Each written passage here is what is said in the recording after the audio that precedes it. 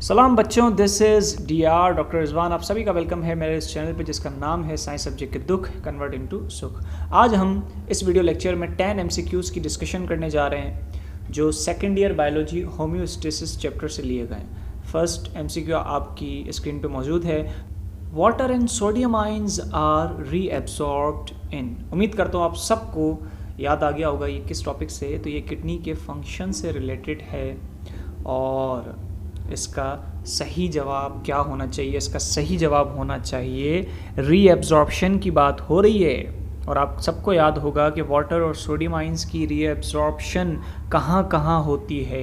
तो वो होती है प्रॉक्सिमल कन्वोल्यूटेड ट्यूब्यूल में, जिसे हम शॉर्ट में PCT कहते हैं, और कलेक्टिंग डक्ट में। कलेक्टिंग डक्ट में जो यूजुअली होती है वो हार्मोनल बेस्ड होती है। तो उसका सही जवाब क्या होगा?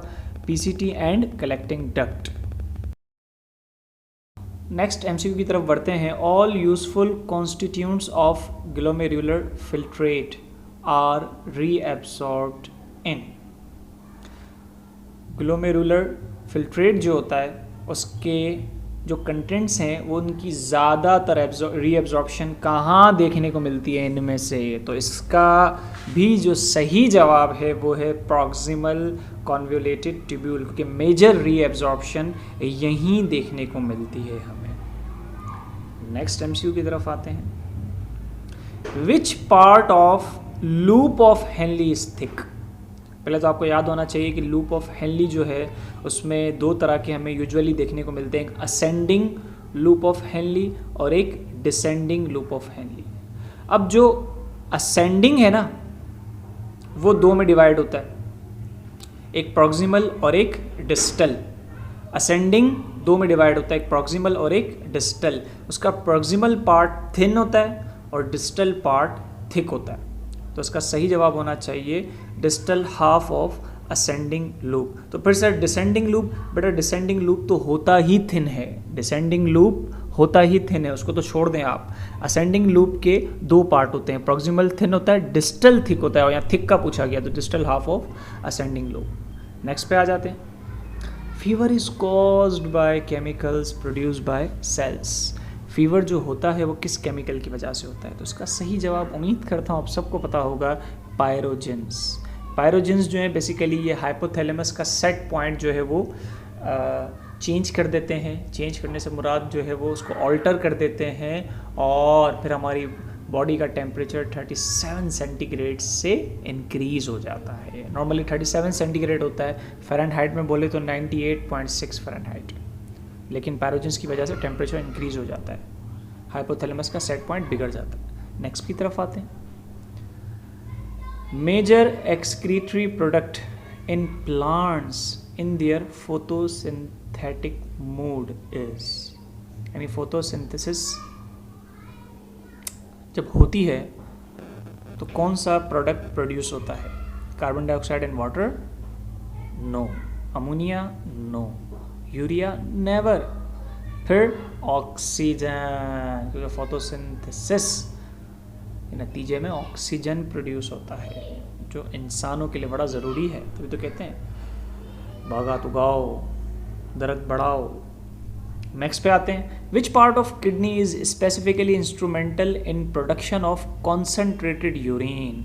कॉन्सेंट्रेटेड यूरिन अक्सर आपने नोटिस किया होगा, जब हम पानी कम पी रहे होते हैं या सर्दियों में पानी की तलब कम लगती है तो यूरिन येलो कलर की आ रही होती है, इसलिए क्योंकि वो बहुत ज़्यादा कंसनट्रेटेड होती है, उसमें सोल्यूट ज़्यादा होता है और पानी का कंटेंट कम होता है। तो कंसनट्रेटेड यूरिन बनाने के लिए, पानी को रीएब्जॉर्ब करने के लिए कौन सा पार्ट किडनी का या कौन से नेफ्रॉन किडनी के ज़्यादातर इन्वॉल्व होते हैं? तो इसका सही जवाब है जक्स्ट्रा मेडुलरी नेफ्रॉन्स, जो कॉर्टेक्स और मेडुला के जंक्शन पे पाए जाते हैं। जक्स्ट्रा मेडुलरी नेफ्रॉन्स ये स्पेसिफिकली डिज़ाइन होते हैं कंसनट्रेटेड यूरिन बनाने के लिए। कॉर्टिकल भी होते हैं लेकिन ज़्यादा ही होते हैं जक्स्ट्रा मेडुलरी। ठीक है, तो इसका सही जवाब ये होगा। हाँ, अगर आप ये पूछें कि मोस्ट कॉमन नेफ्रॉन्स कौन से होते हैं, मतलब जो ज़्यादातर पाए जाते हैं, तो वो कॉर्टिकल है, लेकिन कंसनट्रेटेड यूरिन ज़्यादा कहाँ बनती है? जक्स्ट्रा मेडुलरी नेफ्रॉन्स में। नेक्स्ट पे आ जाते हैं भाई। Major role of sweat glands is. Sweat glands का मेजर रोल क्या है यार? सीधी सी बात है, इसका सही जवाब सभी को पता होगा, थर्मो रेगुलेशन। ये जो हमें पसीना निकलता है ये बेसिकली टेम्परेचर को मेंटेन करने के लिए होता है। नेक्स्ट MCQ है the protection of internal environment from harms of fluctuations in external environment. यानी एक्सटर्नल इन्वायरमेंट में फ्लक्चुएशंस आने के बावजूद, हार्मफुल फ्लक्चुएशंस आने के बावजूद हमारे इंटरनल इन्वायरमेंट का बैलेंस रहना क्या कहलाता है? इसे कहा जाता है, अब देखें यहाँ पर 3 ऑप्शंस हैं जिनको मिला लो तो एक बन जाता है। ऑस्मो रेगुलेशन का मतलब होता है सॉल्यूट और वाटर का बैलेंस, एक्सक्रीशन वेस्ट प्रोडक्ट का रिमूवल फ्रॉम द बॉडी, और हीमोस्टेसिस ब्लड फ्लो का बैलेंस। और इन तीनों को मिला लो तो कंबाइनली क्या कहा जाता है? होम्योस्टेसिस, यानी overall protection of internal environment, जो इन सबसे ही होती है, ऑस्मो रेगुलेशन से, एक्सक्रीशन से और हीमोस्टेसिस से, और मिला लो तो होम्योस्टेसिस। इसका सही जवाब क्या होना चाहिए? Homeostasis. Next MCQ, which function of liver is responsible for its link with kidneys in excretion? कौन सा लिवर का फंक्शन है जो इसे किडनी के साथ रिलेट करता है? और एक्सक्रीशन भी आपको हिंट दे दिए, उसका सही जवाब है डिटॉक्सिफिकेशन। किडनी जो है वो बहुत सारे हार्मफुल सब्सटेंसेस को डिटॉक्सिफाई करता है, जैसे अमोनिया को यूरिया में कन्वर्ट कर देता है। अमोनिया मोर टॉक्सिक होता है तो लिवर क्या करता है? उसको यूरिया में कन्वर्ट कर देता है, लेस टॉक्सिक में, और फिर वो किडनी को देता है और किडनी यूरिन के जरिए से बॉडी से पास आउट कर देता है।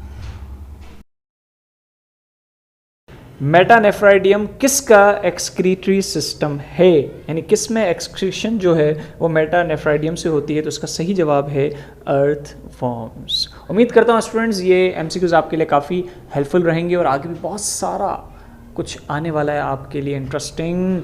आप जब वीडियोस को सुनते हैं, समझते हैं और समझ आ जाती हैं तो काइंडली कमेंट करके बता दिया करें। Thank you so much. Allah हाफिज़।